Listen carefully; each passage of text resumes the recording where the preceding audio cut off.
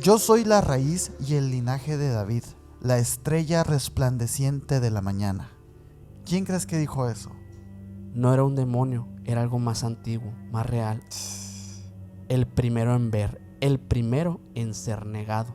Precede las culturas, precede el Antiguo Testamento y precede la Biblia. Grimorios, oraciones, relación con incluso cultos completos que hablan de Lucifer como la entidad principal. ¿Cómo este símbolo de luz, de conocimiento, se convirtió en el mayor símbolo del mal, güey?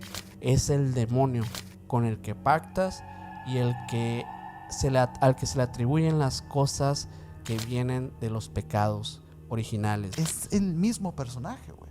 Castigado injustamente, si me lo preguntas, por la historia, güey.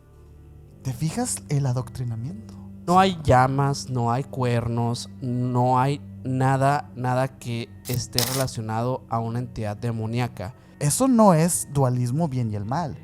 No. Estás hablando de una manipulación, güey.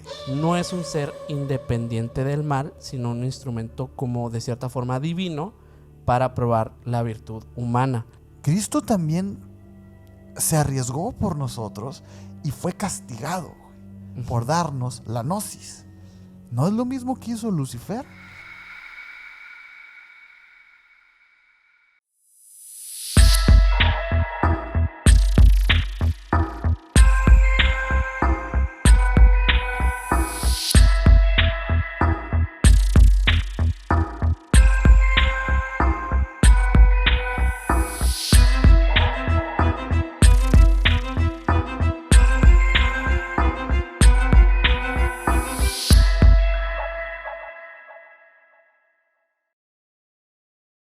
¿Qué onda, Minor? ¿Qué onda, Sergio? ¿Cómo estás? Muy bien, aquí en otro episodio más contigo. Sí, señor. Con una temática polémica para muchos. Polémica para muchos, para nosotros no tanto, la verdad. No, la verdad es que es un episodio que ya merecía estar aquí.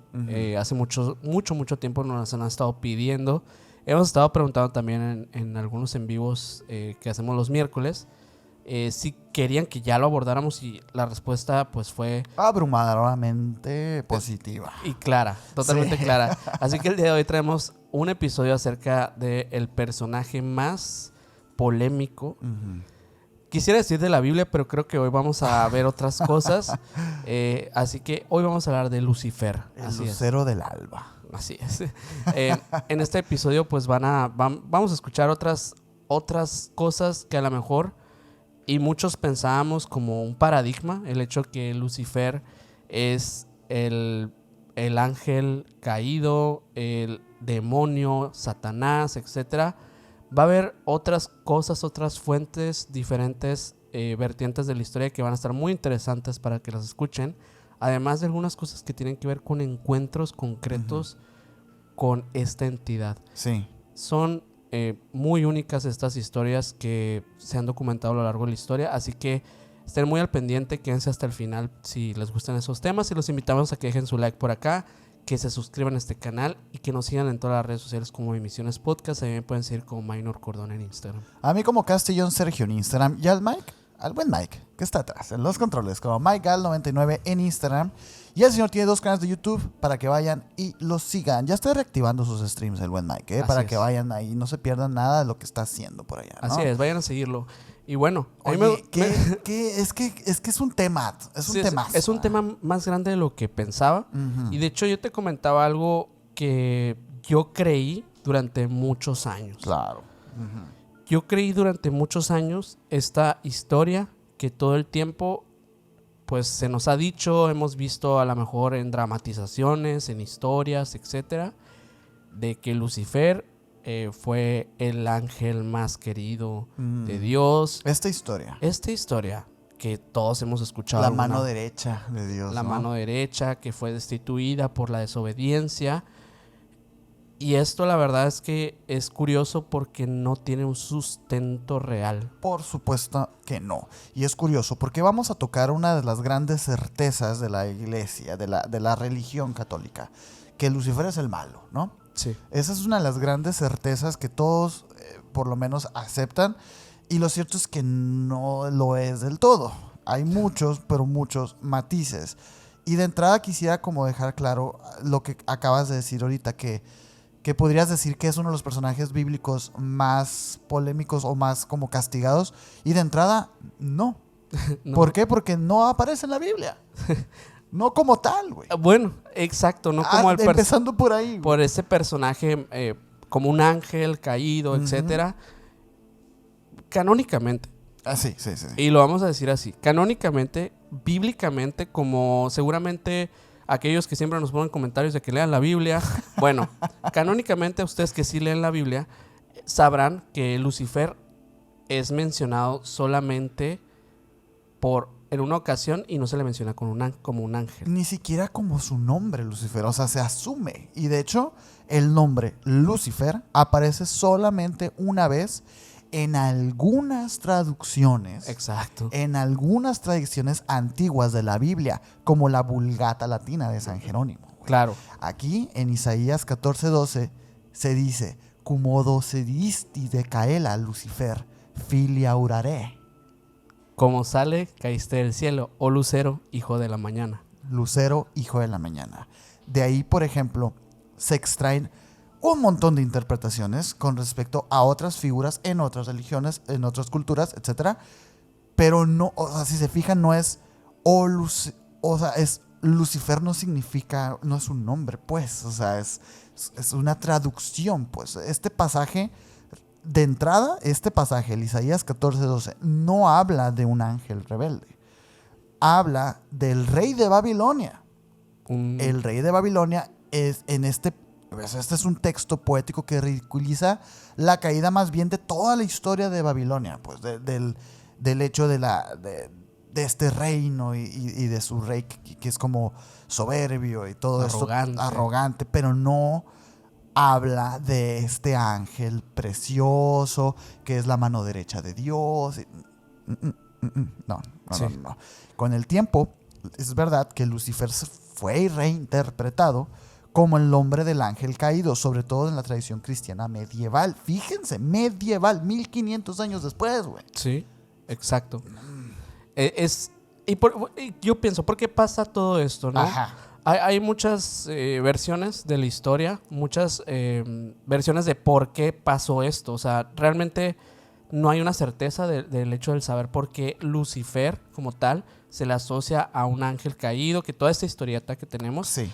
Hay varias cosas que pasaron y que dicen que fueron las causantes de que así lo interpretáramos actualmente. Obviamente que hubo aquellos pues que de alguna manera comunicaron este mensaje a través de la iglesia y que así también la palabra de la iglesia fue la que terminó siendo la que se quedó en el consciente colectivo. Uh-huh. Pero muchos hablan de que también la influencia de las tradiciones judías antiguas, como también pudo haber sido aquel libro de Enoch ahorita va a salir el libro de Enoch. Sí, ahorita hablaremos de él, Sí, pero pueden ser estas necesario. influencias que sean las responsables de que el día de hoy pensemos que Lucifer es un sinónimo de Satanás también. Yo te voy a decir algo. Yo cuando estaba joven, y que estábamos joven, ¿no?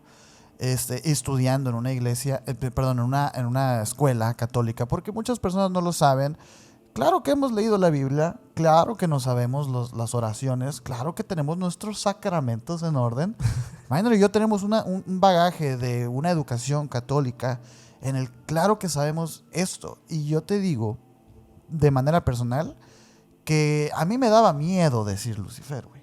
Sí. Así como muchos jóvenes, muchos niños, adolescentes. Instruidos en el catolicismo. Instruidos bajo este yugo católico en el que, bueno, Lucifer se da por hecho que es el maligno. Que es el maligno. Y es como distinto de decir el diablo, porque el diablo es como más general, es más lo que sea maligno. Sin embargo, Lucifer ya es una palabra fuerte, una palabra poderosa. Sí. Sin embargo, hay muchas cosas que no van en concordancia con que es Satanás.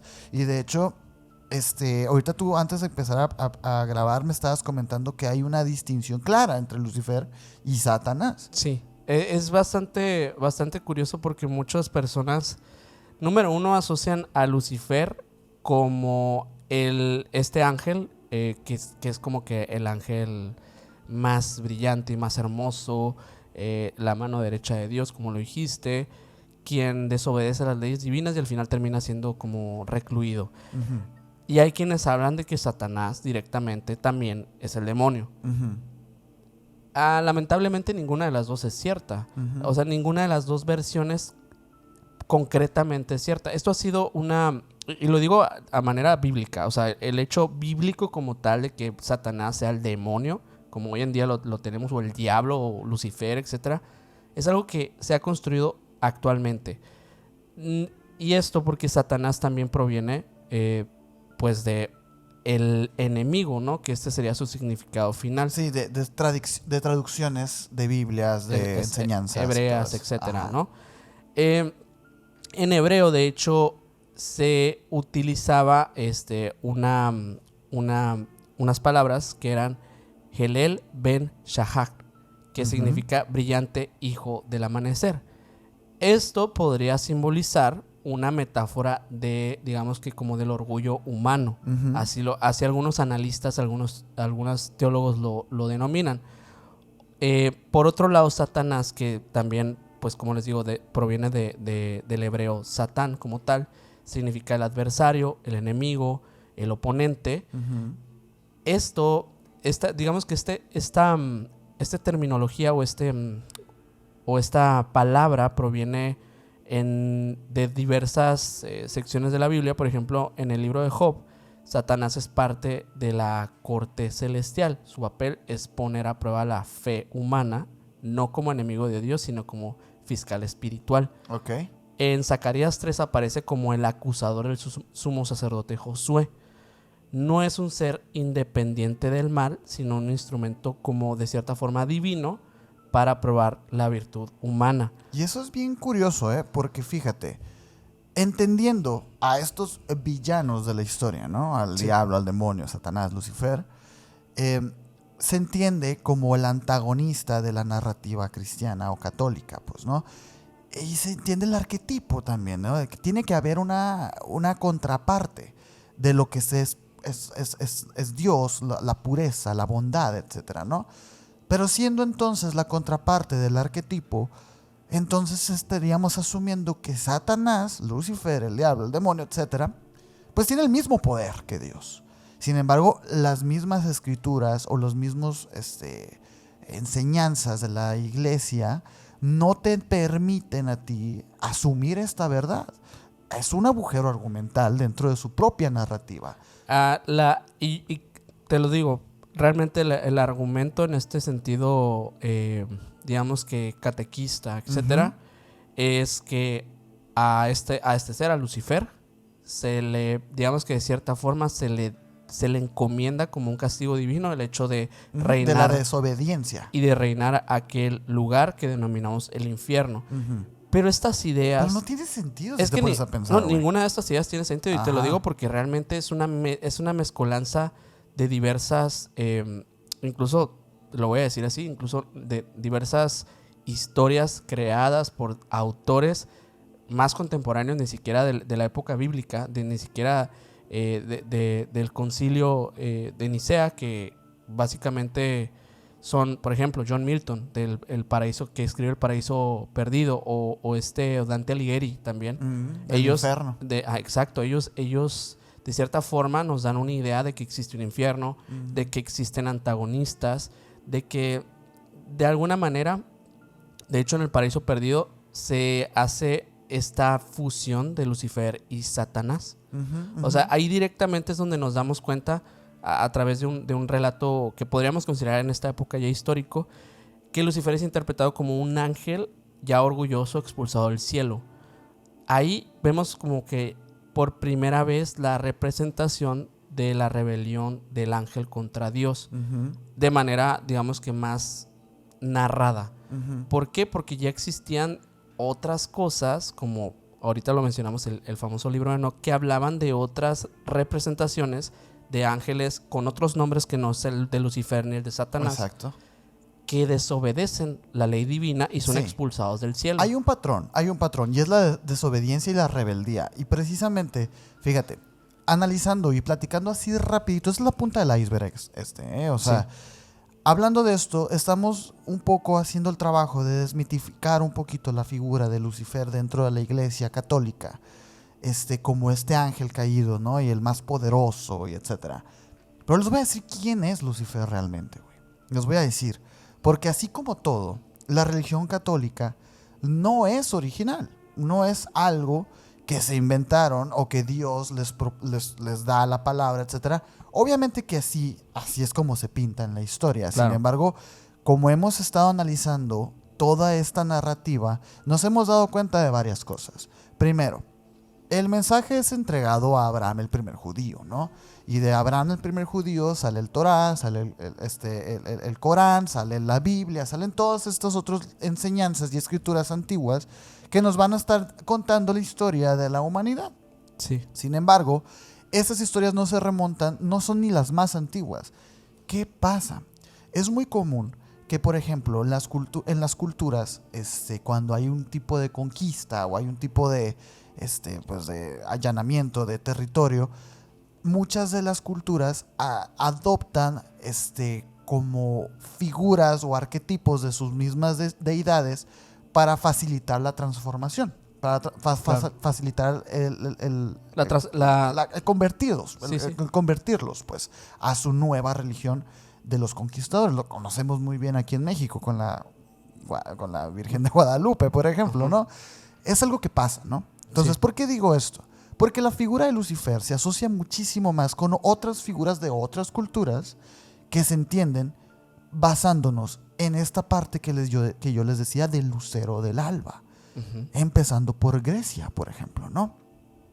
¿Quién era Prometeo? Uh-huh. Fíjense nada más. Prometeo era este titán que robó el fuego a los dioses del Olimpo, sí, para entregárselos a los humanos. Esto, sí, es algo que, bueno, es una historia que muchos ya conocemos, ¿no? ¿Qué pasa? Aquí hay una semejanza muy importante con la figura de Lucifer. La rebeldía contra los dioses y el amor a la humanidad, güey. Sí. Fíjate cómo cambia la historia, güey. Él trae luz y el conocimiento, simbolizado con el fuego, que es igual a la sabiduría. Fíjate cómo Zeus castiga a Prometeo.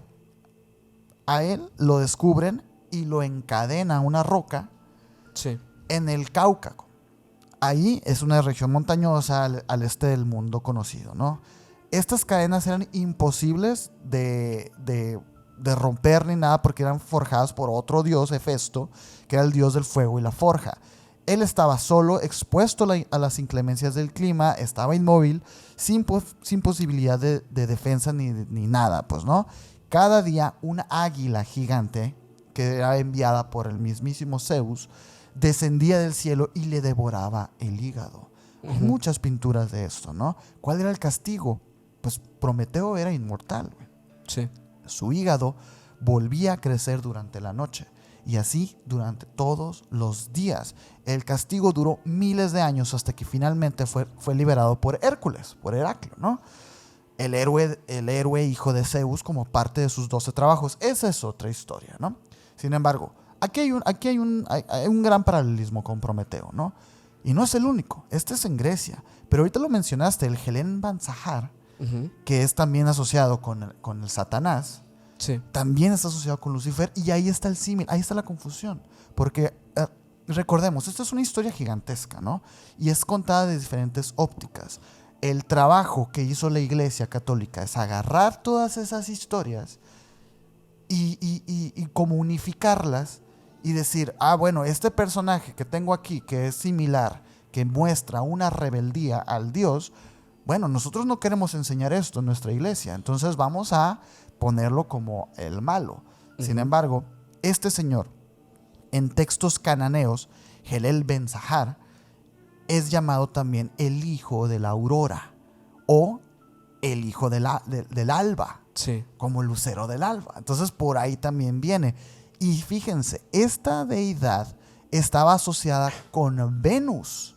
Por eso, ajá, era el hijo del alba. Porque Venus es el tercer cuerpo celeste más brillante en el cielo. Está, sí, el Sol, la Luna y Venus. Y antes creían que esta era una estrella, ¿no? Entonces era la estrella del alba. Sí. Porque esta se alcanza a ver en el amanecer. Entonces, al Helel Ben Zahar se le asocia con Venus. ¿Recuerdan ustedes cuáles son las primeras esculturas que se encuentran del mundo, del hombre moderno? Pues las mujeres venusianas, Sí. que demostraban las dioses de la fertilidad y las dioses del amor y de las cosas positivas, güey. Sí. Sin embargo, a ver, ¿cuáles son las semejanzas entonces con el Helen Zahar, con Lucifer? Este personaje quiso ascender al trono de los dioses, pero fue derribado. Esta no fue como una... Esto representa más como un golpe de estado, ¿no? O sea, como un dios que se quiso superar a sus presidentes, a sus jerárquicos superiores, y no pudo, y lo mandaron para abajo, pues, ¿no? Esta historia, luego, años después, inspiraría a Isaías 14:12, el que les acabo de decir ahorita, del cual es la única referencia que hay de Lucifer en la Biblia canónica. Claro. Entonces, es interesante ese personaje, pero no es el único tampoco. Ahí van dos, Sí. Enki y Ea, de la Sumeria y de la Babilonia. Estos eran el dios del agua, el dios de la sabiduría y la magia. En el mito de Atrahasis y otras tablillas, este Enki desobedece a los dioses superiores para ayudar a los humanos, güey. Semejante a Lucifer, semejante a Prometeo. Este transgrede las órdenes divinas para beneficiar al ser humano, y como que va y trae el conocimiento oculto a los seres humanos. Se asocia con la serpiente en algunas interpretaciones, y eso también es otro tema, porque la serpiente del árbol del Edén también es como por ahí, a esa figura de la serpiente que corrompe a Eva, también se le asocia con Lucifer. ¿Por qué? Porque se supone que hay unas visiones gnósticas, que ahorita vamos a hablar de esas, ¿no? Pero se habla de que la serpiente no corrompió a Eva, sino que la serpiente le brindó el conocimiento. El fruto prohibido, en algunas creencias o en algunas corrientes de pensamiento, va más bien asociado al conocimiento oculto, a lo que Dios no quiere que tú tengas, pues, ¿no? Y que se supone, según esta parábola del Edén y Adán y Eva, ellos tenían acceso a todo menos al fruto prohibido. ¿Y qué pasa? La serpiente dice, no, ustedes son creación divina y ustedes merecen saberlo todo. Eva, cómete esa manzana o ese dátil en algunas otras cosas, esa granada, ¿no? Entonces, hasta este punto, las figuras a las cuales se les va asociando Lucifer, si los podemos observar, hay un patrón, que es el compartir el conocimiento. Es un dios que baja a ayudar a los seres humanos. De ahí también está Loki, de la mitología nórdica. Está Set, de Egipto, que esto es importante, porque Set era el dios del caos, la oscuridad y la tormenta. Aquí también es el que como que más negativo, ¿no? De los personajes que se le asocian a Lucifer en otras culturas, porque sí va más enfocado como al caos y todo esto, y Loki también un poco, ¿no? Pero en esta historia, esta deidad representa la disidencia cósmica. Aunque es negativa, algunos cultos la consideraban necesaria para el equilibrio universal. El equilibrio, el dualismo, la dualidad del bien y el mal. Eso también se puede ver en culturas asiáticas, por ejemplo, con el budismo y el taoísmo. Que de cierta forma es lo que la iglesia también ha buscado con este antagónico. Exacto, pero en la iglesia católica se representa el arquetipo del antagónico, pero te lo cuentan como que no tiene oportunidad ante Dios. Que Dios es todopoderoso, y que incluso que mencionas, que es más bien como un fiscal, alguien que pone a prueba. No, eso no es dualismo bien y el mal. Estás hablando de una manipulación, güey. No, además, algo importante es que realmente no están delimitados en cuestión de digamos que de este equilibrio. O sea, no tienen no hay un punto medio. O sea, solamente lo que existe son los extremos, y el extremo el extremo oscuro, digamos, siempre pierde ante la luz. Pero entonces no estaríamos hablando de un equilibrio, ¿te fijas? O sea, e incluso, o sea, el hecho de buscar ese equilibrio es algo forzado, porque al final de cuentas este antagónico ni siquiera existe canónicamente. Exacto, eso es inventado, pues. Y hay una parte, hablando del dualismo, que a mí me gustó mucho, porque Lucifer es en unas corrientes gnósticas del siglo I, fíjate, después de Cristo, él es portador del conocimiento. Esto que estamos hablando del equilibrio, por ejemplo, bien y el mal, ¿no?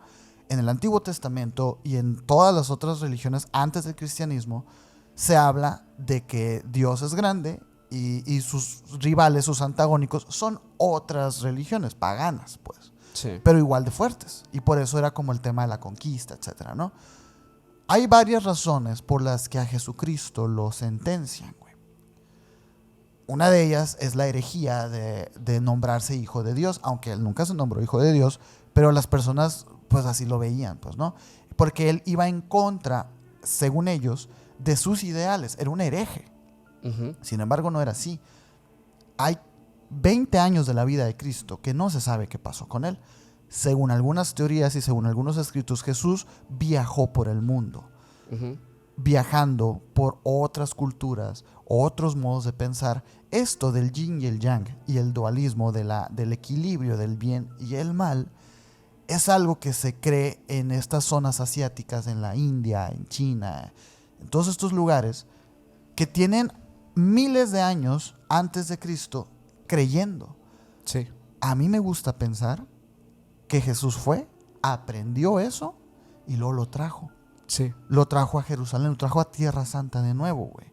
¿Y qué pasa? Pues muchas personas le empezaron a seguir esas filosofías, convirtiéndose entonces en gnósticos. Uh-huh. De ahí, por ejemplo, el gnosticismo del siglo I al III, cosa también por la que a los gnósticos los persiguen y luego se convierten en los cananeos y todo eso, ¿no? Pero es porque ellos no veían a este diablo, a este Lucifer, como el antagónico, lo veían como un mal necesario, como un equilibrio de fuerzas, ¿no?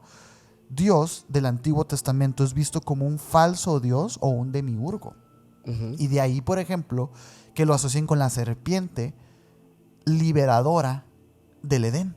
Uh-huh. O sea, como que Lucifer, representado en esa serpiente, le da a Eva el fruto prohibido que representa el conocimiento que la va a sacar a ella de ese paraíso ficticio que Fabricado Dios, por... que Dios había fabricado ficticiamente para Adán y Eva. Pues. Bueno, según los gnósticos, el falso Dios. El falso Dios. Entonces, obviamente que los iban a perseguir, güey. Sí. O sea, obviamente que los iban a sentenciar, iban a estar recluidos muchísimos años y esta filosofía se iba a quedar estática. Sin embargo, yo no veo raro o loco que el primero que haya dicho esto haya sido Jesús, güey. Uh-huh. El que haya dicho, espérense, es que hay el equilibrio de fuerzas. No puede haber solamente uno todopoderoso. Sí. Hay dos corrientes. Algo que también creo que ha atribuido mucho a esta cuestión y que se considere a Lucifer como digamos que este antagónico perfecto en la fe católica de Dios, cristiano, etcétera, ha sido algo mucho más contemporáneo. O sea, creo que de hecho muy, muy contemporáneo, y es esta famosa pintura de Franz von Stock. Gran pintura, muy tatuada por mucha gente. Es una pintura muy, muy interesante. Uh-huh. Se las voy a describir así para aquellos que a lo mejor están escuchando esto. Pero bueno, aparece una figura de un Lucifer, o sea, tal cual como podría verse en una pintura a lo mejor renacentista. Un ser pues altamente hermoso. Uh-huh. Aparece sentado, musculoso, con el torso desnudo totalmente, los brazos cruzados y una expresión que es incluso tan vívida que la puedes sentir. Puedes realmente darte cuenta de la humillación por la que acaba de pasar en ese momento. Qué gran mirada. No hay llamas, no hay cuernos, no hay nada que esté relacionado a una entidad demoníaca. Es un ser que es totalmente angelical, pero se ve en ese momento severo, con ojos básicamente que están perforándote con la mirada de odio y resentimiento. Inyectados en sangre, güey. Sí. Totalmente resentidos. Sus alas están plegadas en su espalda. No grita, no ruega, solo observa en silencio, conteniendo toda esa ira, como si en algún momento dijera: van a verlo. Es como un ser que está planeando su venganza. Sí. Y en esta pintura es muy impactante por diversas cosas, ¿no? Número uno, es la primera representación de Lucifer en donde se le humaniza. No lo representan como un ser grotesco ni como una entidad demoníaca, sino como un ser pues, básicamente caído, un ser reflexivo, un ser que siente, poderoso pero herido a la vez. Rompe también digamos que las tradiciones que nos han inculcado en la cristiandad, que lo pintan aquí como con mucha belleza pero sin redención. O sea, no se arrepiente, a diferencia del relato que nos cuentan pues de manera en las clases de catecismo y todo esto, ¿no? No es ni totalmente malvado, pero tampoco está arrepentido ni... Bueno, lo puedes ver como muy personificado. A mí me encanta esta pintura, güey. Es muy buena. Y esto tiene mucho significado y mucha relevancia histórica porque fue un símbolo para muchos románticos y existencialistas como el rebelde noble. Por eso muchos, como dices, lo tienen incluso tatuado, etc. Se tatúan esta parte. Inspiró a pensadores como el mismísimo Nietzsche, que veían a Lucifer como el espíritu del hombre que enfrenta a Dios y el destino. Para muchos, esto es más que solo una representación del ángel vencido. Es la opción en la que tal vez aquel que se revela será rechazado. Es como una versión distinta, pero también que ha influido mucho en la cultura popular de lo que se piensa de este ser. Sí, y fíjate que a mí me diste un dato antes de empezar a grabar que a mí me quedó como muy impreso, que esta pintura realmente pues ni es tan vieja, güey. ¿No? Está datada en 1890. O sea, fíjate, o sea, digo, 200 años más casi, pues, pero es que no, qué curioso que 1890 años después se haya por primera vez plasmado esta figura, esta reflexión de Lucifer, ¿no? Porque antes era un diablo, ¿no? Como dices. Un ser grotesco. Ser grotesco, sin embargo, según el relato que la misma iglesia ha creado, nunca lo habían mostrado como tal, pues. Exacto. Es muy fascinante.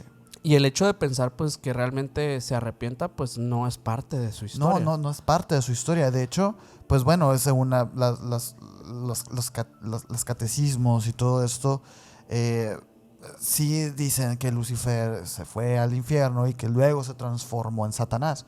No es tan fácil, güey. No, eso te genera muchas dudas. Y de hecho, ahora sí quisiera hablar un poquito del libro de Enoch. Porque aquí también hay algunas representaciones interesantes o lecturas sobre todo, pues, ¿no? Porque en este texto apócrifo, que es parte del canon etíope, hay muchas personas que no sabían esto, ¿no? Pero en el libro de Enoch es canon, güey, según algunas vertientes ortodoxas. Sí. Describe como para un Etiopía, grupo, ¿no? Para Etiopía, ajá. Este texto pues describe entre muchas cosas que este grupo de ángeles, que son 200 ángeles aproximadamente, los vigilantes, que son llamados los vigilantes, que fueron enviados por Dios para observar a la humanidad, ¿no? De ahí deriva el nombre, pero que dice que ahí rompieron su misión al desear a las mujeres humanas, güey. Claro. Esta historia está desarrollada en los capítulos 6 al 16. Les digo, es muchísimo más largo el libro de Enoch y tiene como otras cosas. Aquí aparecen dos personajes muy importantes. Shemi Hassah, que él es el líder de la rebelión, de esta rebelión de estos 200 ángeles. Él es el que empieza a mover así como a todos los demás para luego romper su misión de vigilar y procrear con estos seres humanos, pues, ¿no? Su nombre significa el que ve el nombre, o mi nombre ha visto. Ajá. Algo muy también poético, ¿no? El rol de historia de este personaje es que era el líder de los 200 vigilantes que luego descienden del monte Hermón. Es el organizador y el motivador del pacto. Él era temeroso y el único al que iban a castigar si dicho plan salía mal. Él convence a los otros ángeles de hacer un juramento conjunto, lo que sella su destino. Pues él estaba haciendo un golpe de estado, pues, ¿no? Sí. Esto se habla en Enoch 6.3.6. Shemi Hassah que era su líder, les dijo: temo que tal vez no querréis cumplir con esta obra, y yo solo pagaré el precio de un gran pecado. Entonces todos le respondieron: hagamos todos un juramento y todos nos comprometamos. Eso es lo que dice en el libro de Enoc. El pecado de este señor era encabezar este descenso y la unión carnal con las mujeres humanas.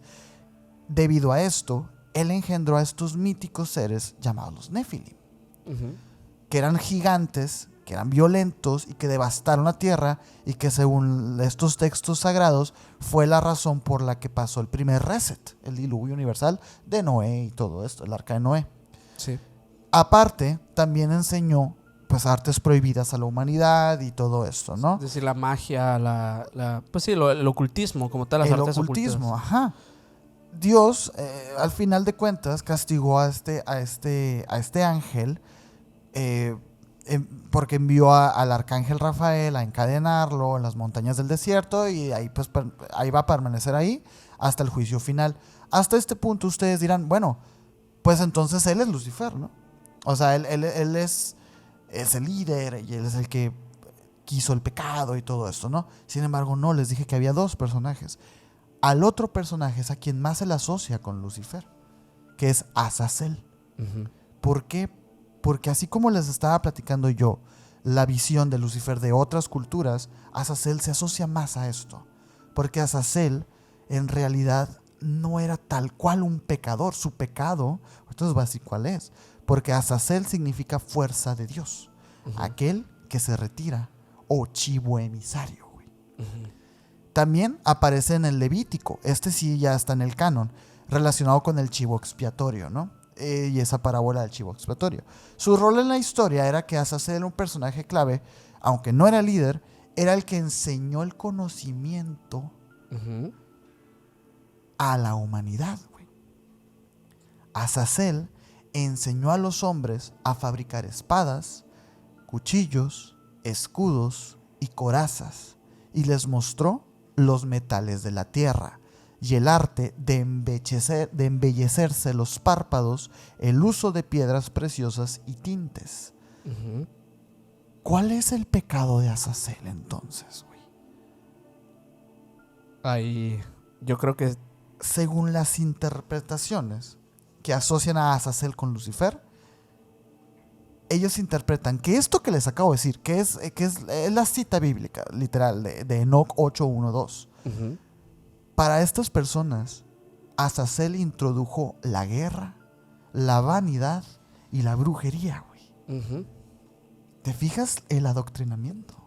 Pero en realidad era el conocimiento. Era el conocimiento, era... Pues para otras culturas, incluso en la antigua Sumeria, los antiguos dioses también introdujeron estos conocimientos. Pero Azazel, su castigo fue ese, porque algunas personas interpretaron que eso venía a enseñar, pero en realidad él enseñó metalurgia, enseñó maquillaje y cosméticos, ornamentación con piedras y magia y conocimiento oculto. Cuando dices tú magia y conocimiento oculto, ay, pues sí está mal, ¿no? Pero recuerden, estamos hablando de una época en la que 1 más 1 es 2 y eso es magia. ¿Sabes cómo? O sea, en un momento en el que cualquier conocimiento que estuviera fuera de las escrituras era conocimiento oculto. Sí. Enseñar de arquitectura, enseñar de aritmética, enseñar de geometría era conocimiento oculto. Azazel no vino a hacer el daño, güey. Así como Prometeo no vino a enseñarnos la destrucción. Así como Enki no vino a... Es el mismo personaje, güey. Castigado injustamente, si me lo preguntas, por la historia, güey. A mí me llama mucho la atención. La humanidad se corrompió gracias a esto que enseñó Azazel, porque empezó a ser violenta, empezó a nacer la lujuria, la brujería y el orgullo. Los Nefilims, los hijos de los vigilantes, devoraron a los hombres y los animales, porque obviamente él también era parte del plan. O sea, él también participó dentro del plan. Y así, güey. El castigo es que el arcángel Rafael es enviado por Dios para encadenar a Azazel y arrojarlo a un desierto oscuro llamado el Dudael. Esto aparece en el libro de Enoc, pues, ¿no? Se le cubre el rostro con piedras filosas y quedará ahí hasta el juicio final. En Enoc 10:4-6 encadénalo de pies y manos y échalo en las tinieblas. Cúbrelo con piedras ásperas. Allí permanecerá para siempre. Les digo, aunque el libro de Enoc no forma parte del canon hebreo o cristiano occidental, obviamente que influenció mucho a la teología apocalíptica y la demonología cristiana, porque Azazel después sería reconocido como uno de los más poderosos demonios que existen.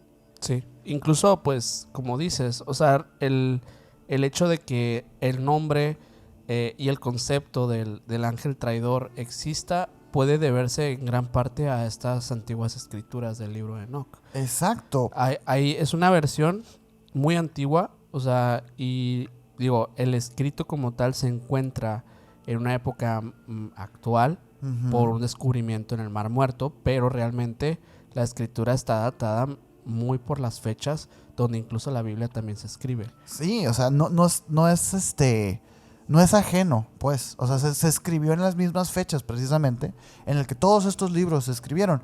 Obviamente, Azazel es reconocido en corrientes ocultistas como un demonio que le muestra la alquimia y el conocimiento prohibido a los seres humanos. En algunos rituales luciferianos, Sí. y ahorita vamos a hablar de los luciferianos, él es venerado como símbolo de la liberación del conocimiento, güey, de la gnosis. Sí. Y aquí, por ejemplo, Enoch nos muestra dos vertientes del mal angelical. Y quisiera poner de nuevo aquí la pintura del ángel caído, ¿no? Porque Semishazá representa la rebelión espiritual. Aquel ángel que quiso ir con sus propias reglas ante Dios. Sí. Y Azazel, por otro lado, la corrupción práctica y material de las cosas, güey. Sí. En conjunto, como un símbolo de luz, ellos representarían al lucero del alba. Uh-huh. Otra vez, pues, ¿no? Al final de cuentas, si tú te pones a escudriñar entre otras culturas y otros escritos y otras interpretaciones de lo que representaría a Lucifer, sí encuentras un montón de matices. Sí. Entonces, el libro de Enoch sí plantea esa parte, pues. Sin embargo, no existe el Lucifer. ¿No?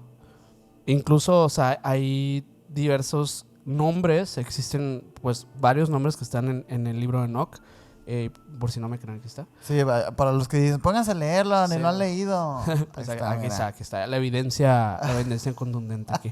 Pero bueno, hay muchos nombres, incluso se mencionan los nombres de los De los 200 de los ángeles, incluso, bueno, que no son ángeles, son vigilantes, que están del otro bando, algunos, como el mismísimo Metatrón.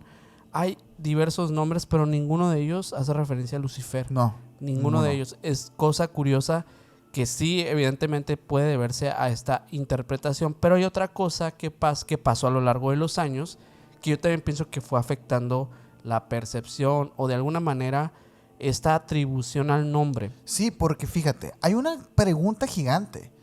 ¿Cómo este símbolo de luz, de conocimiento, se convirtió en el mayor símbolo del mal, güey?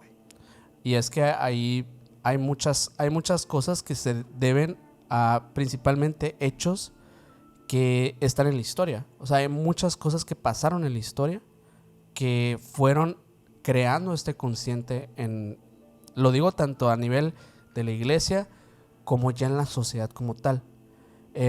Para eso traigo unos casos, pero te presento uno en concreto primero y ahorita hablamos de otro. Va. Esto pasa en Francia en 1634. En un pueblo llamado Loudun se desató una de las historias más extrañas y demoníacas del siglo XVII. El protagonista no era ningún ocultista, ni ningún mago, ni ninguno de esos. Era un sacerdote. Ok.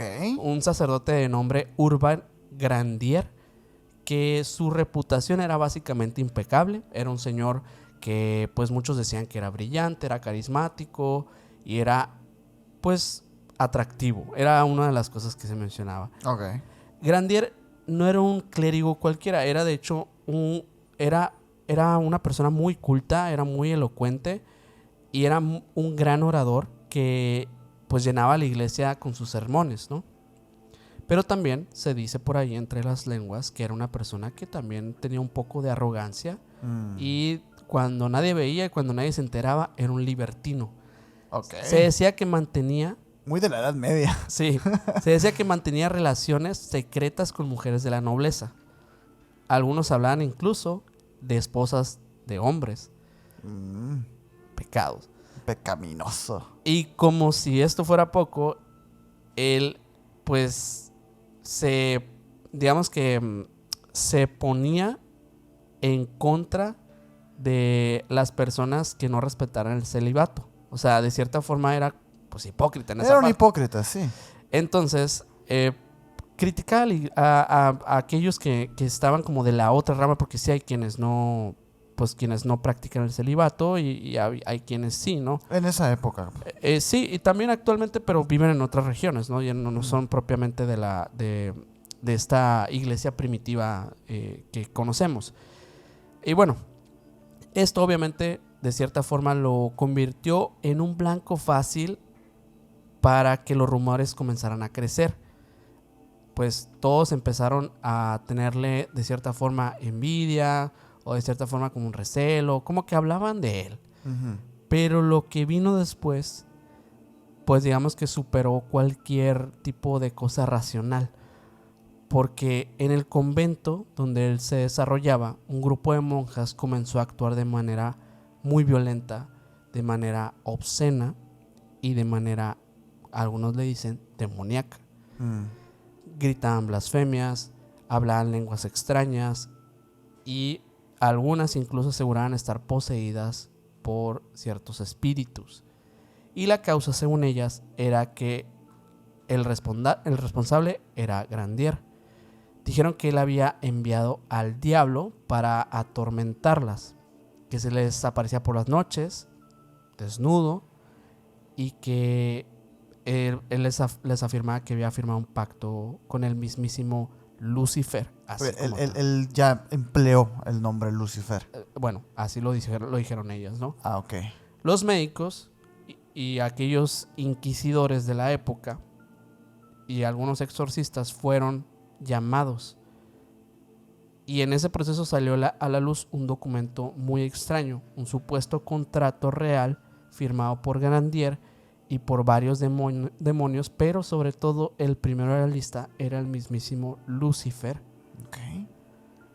El pergamino, ahora que está conservado, de hecho... ¿Y se puede encontrar? Se puede encontrar porque está en los archivos nacionales de Francia. Oh. Está escrito en latín, pero al revés. Y dice lo siguiente: Nos Lucifer, Satanás, Leviatán, Belcebú y Astarot, prometemos a Urbain protección, amor de las mujeres, placer de la carne, honores mundanos a cambio de su alma firmada por él y sellada por sangre. Incluye firmas con símbolos muy extraños y también pues se dice que está la firma ahí de Grandier. Pero muchos a lo largo de la historia creyeron que tal vez este pacto fue falso. Fue una fachada, pues. Exacto, para inculparlo. Pero el juicio se llevó a cabo y Grandier nunca confesó. Al contrario, fue una negación rotunda, pero por esto sabemos que en la época pues ibas a ser llevado a extremos físicos brutales. Sí, unas tortugas ahí. Le quiebran las piernas, le ponen sobre brasas, etcétera, ¿no? Y aún así nunca lo admitió. En agosto, el 18 de agosto de 1634, fue llevado a la hoguera y ahí terminó su vida. Y Estoy viendo aquí el contrato y está muy interesante. Sus últimas palabras fueron: yo soy inocente, Lucifer está entre ustedes, pero no dentro de mí. A la bestia, güey. Muchos hablan que con el tiempo, pues esto puede tratarse de que Grandier fue víctima de una gran conspiración en contra de él, algún tipo de envidia, algunos enemigos, etcétera. Pero sin duda este relato en la época medieval, uno de los que marcaron profundamente en la creencia religiosa que Lucifer es el demonio con el que pactas y al que se le atribuyen las cosas que vienen de los pecados originales. Qué daño le hizo entonces a la figura, ¿no? Sí. Esta es una de tantas cosas que han pasado. O sea, realmente el hecho de tener ese conocimiento de que Lucifer fue un ser o es un ser al cual, digo, hoy en día personas le rezan, por así decirlo, o le rinden un culto a manera de una entidad demoníaca, es gracias a este tipo de relatos. Por ahí también se habla que, por ejemplo, hay un famoso grimorio que es el grimorio del Papa Honorio, que lo hemos mencionado. Ya le hace falta capítulo a ese Le hace falta grimorio, un episodio, pero la leyenda cuenta, así te lo digo en resumidas cuentas, y haremos su episodio. Si usted va a lo quiere. tener su episodio el grimorio, El Papa Honorio fue elegido como Papa en 1216. Era un hombre, pues, que de día era un servidor de Dios, y de noche era estudioso de las ciencias ocultas, de la alquimia, de este tipo de conocimiento que no es algo que un papa debería... Oye, qué emocionante tener un papa así, ¿no? Sí. Ahora que está la sede vacante. Imagínate. Según los que aseguran haber visto el grimorio, fue escrito con sangre, fue custodiado por clérigos renegados y sus rituales solo podrían realizarse en iglesias que actualmente están abandonadas o estuvieran abandonadas en el momento que se hicieran los rituales. Hay uno de los pasajes más controvertidos de este grimorio es el de la invocación del Lucifer, el rey del infierno. Así lo menciona el mismísimo grimorio. Obviamente que es una forma muy... Un ritual. Un ritual con velas de grasa humana, con hostias negras que deben ser robadas. Bueno, es un tema, pero se dice que este ritual es el verdadero ritual para evocar a la entidad de Lucifer, el rey del infierno. Esto es por eso que esta también es una de las ideas del ocultismo, que Lucifer es una entidad demoníaca. Y sumado a estas historias, se dice que incluso existieron más historias de personas que aseguran que vieron o contactaron con una entidad de nombre Lucifer. Gustav Schwab, un hombre que ya en el siglo XIX en Alemania, más contemporáneo, fue conocido por sus recopilaciones de los mitos griegos. Él no era un ocultista ni tampoco un loco, era un hombre que sí era un estudioso, era una persona académica. Una noche, en búsqueda de una cabaña solitaria en los Alpes, en donde afirmaba haber tenido un encuentro con algo que dice que cambió su percepción de lo que era el bien y el mal. Esa noche que estaba en esta cabaña, Schwab solía aislarse para escribir regularmente, pero le gustaba obviamente que el contacto con la naturaleza, le gustaba estar en lugares así como de este tipo boscosos. Esa noche en particular escribió en su diario que sentía algo muy extraño, como una inquietud, como si algo lo estuviera esperando. No sabía qué, pero como esa sensación así como que siento como algo pendiente o algo que me espera. A la medianoche, mientras escribía junto a esta chimenea de la cabaña, la llama como que empezó a parpadear. Pero dice que en ese momento no había viento, no había nada que pudiera estar haciendo ese efecto en la llama. Entonces le pareció curioso. Se quedó fijando su mirada en la llama, y de repente una luz que él la describe como tipo fosforescente o algo así muy luminiscente que sobresalía sobre la llama, empieza a llenar la habitación.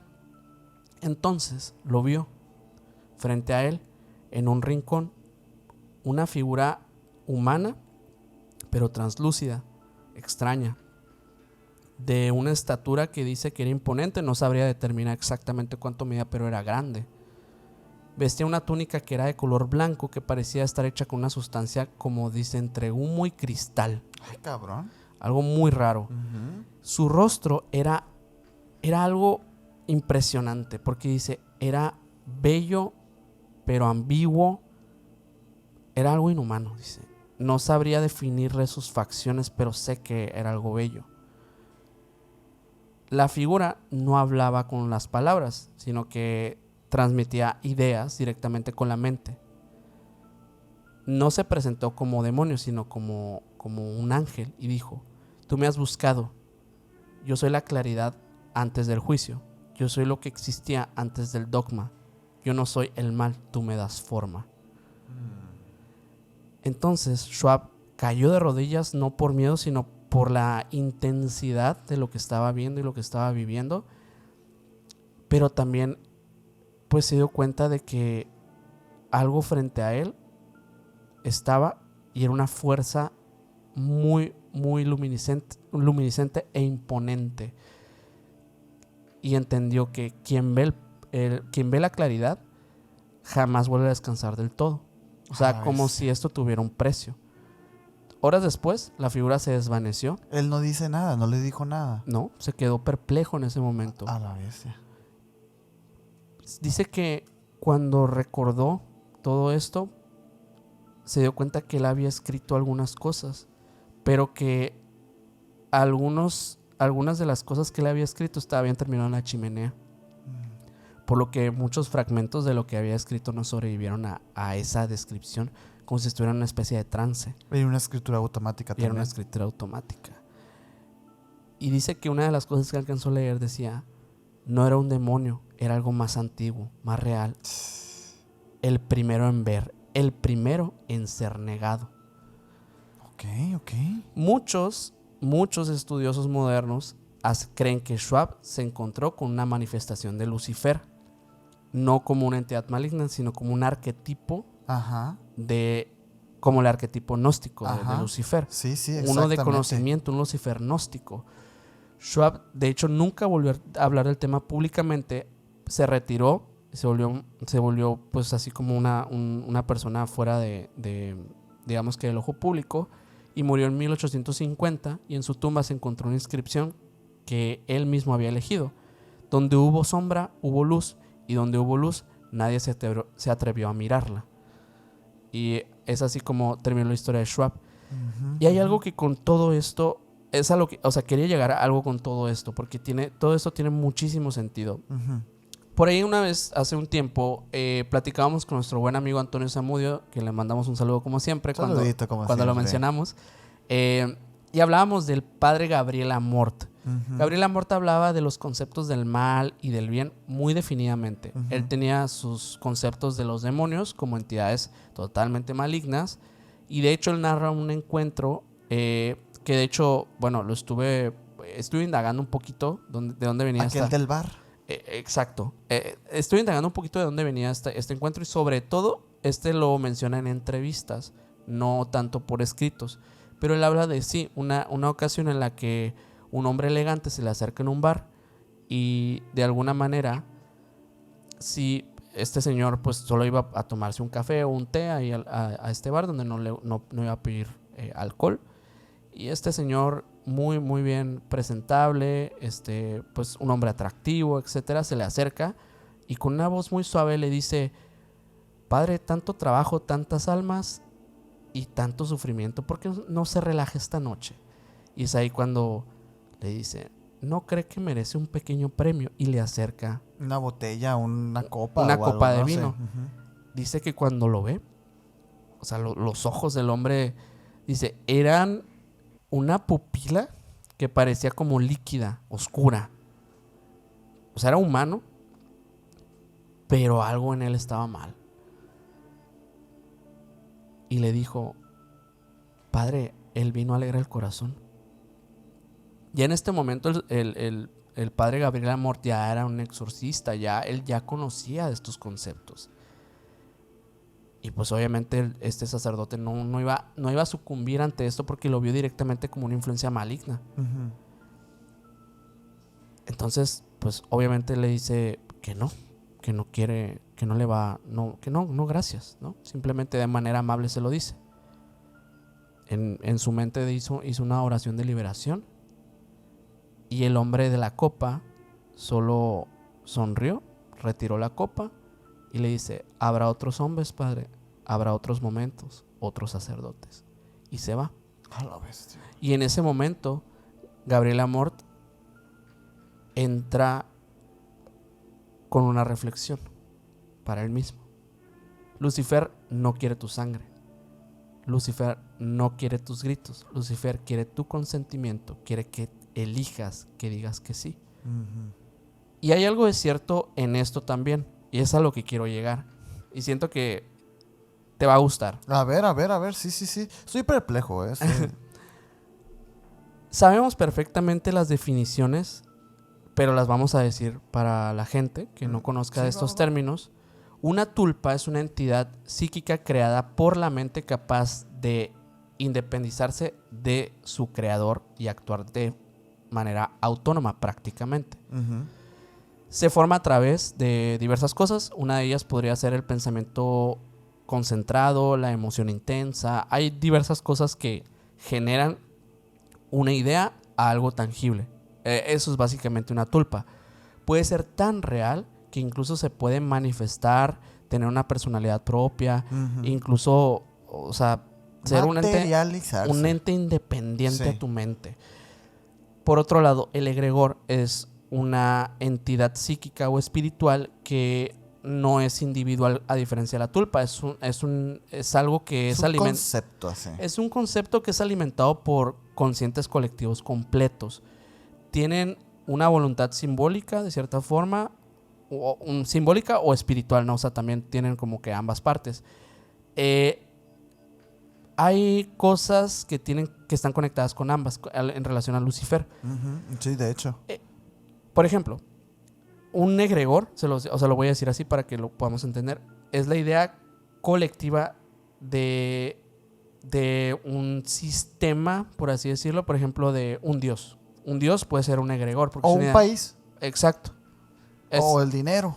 Sí, Son conceptos que todos estamos de acuerdo, nada más. exacto. Pero si nadie estuviera de acuerdo que esos papeles Ujú. de ese color y con esos dibujos tienen relevancia o significado, pues simplemente No existiría. no existen, o no tienen relevancia, o no tienen el mismo significado.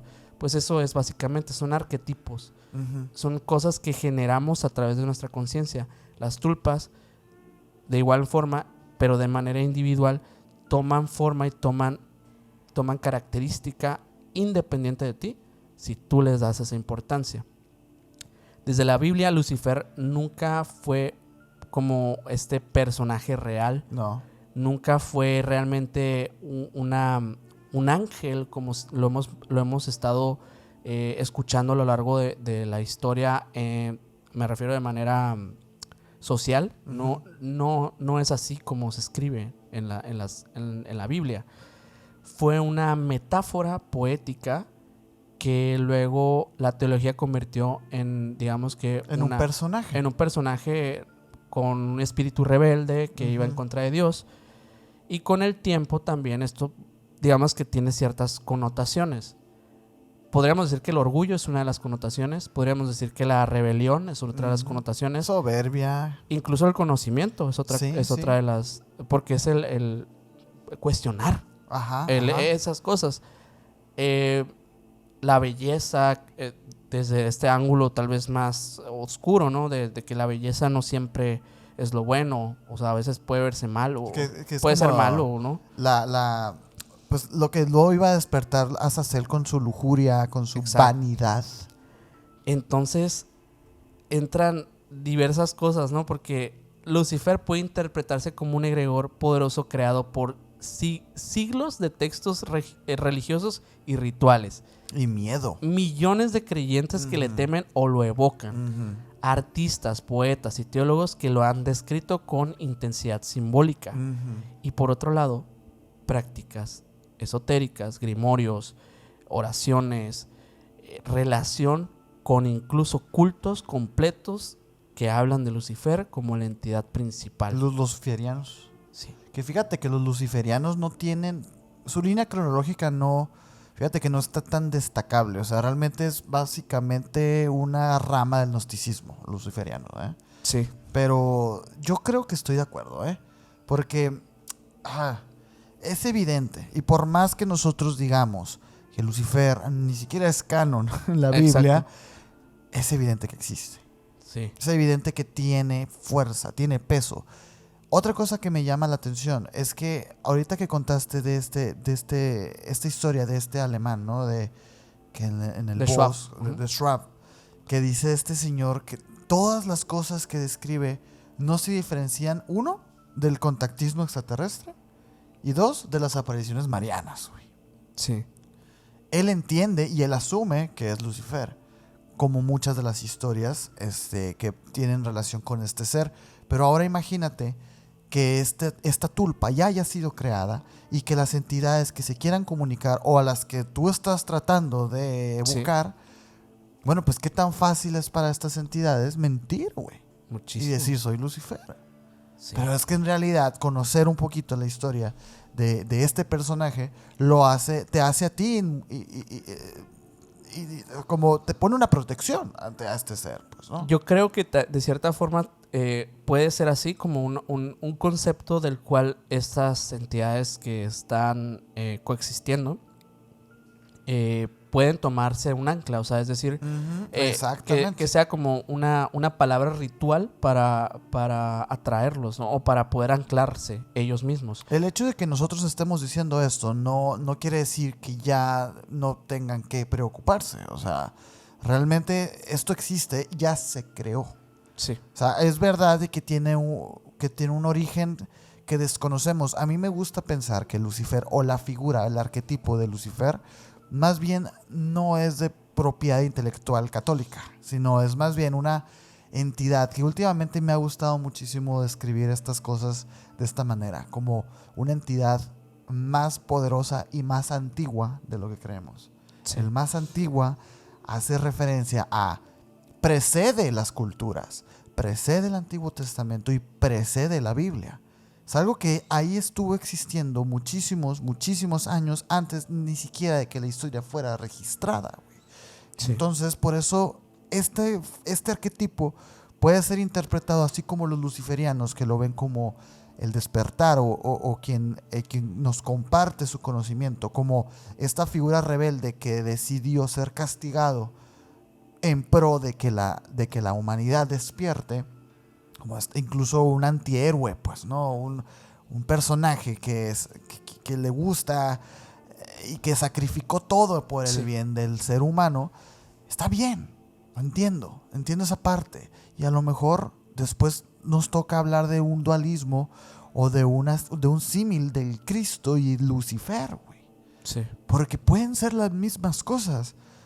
Cristo también se arriesgó por nosotros y fue castigado, güey, por darnos la gnosis.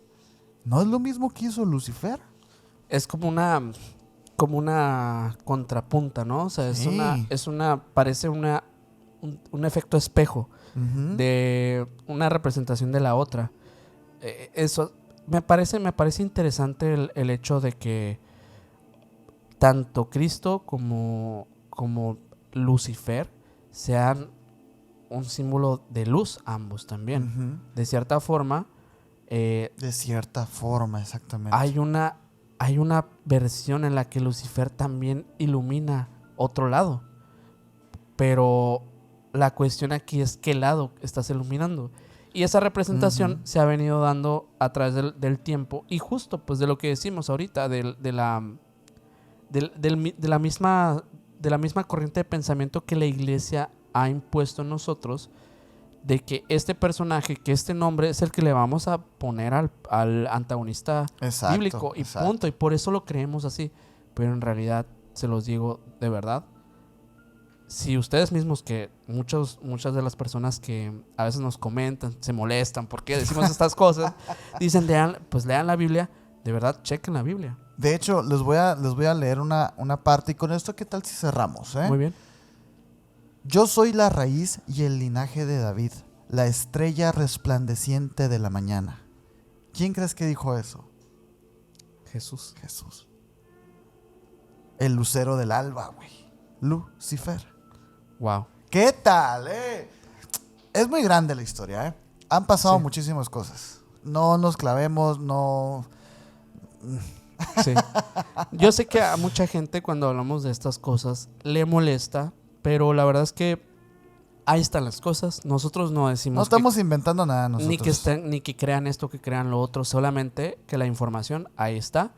Quien quiera revisarla puede hacerlo, es de uso libre. Nada más es esta reflexión de que muchas veces las cosas no son lo que parecen. Así es. No son lo que parecen. Así que, pues muchísimas gracias a todos por llegar hasta el final de este episodio. Esperamos lo hayan disfrutado. Recuerden que para los miembros del canal van a tener una extensión de este capítulo, así que nos vemos por allá ahorita. Nos pueden seguir también, dejar su like por acá y seguirnos en todas las redes sociales como Emisiones Podcast y suscribirse a este canal. A mí me pueden seguir como Minor Cordón en Instagram. A mí como Castillón Sergio en Instagram. Y el buen Mike y Mike estuvo atrás en los controles.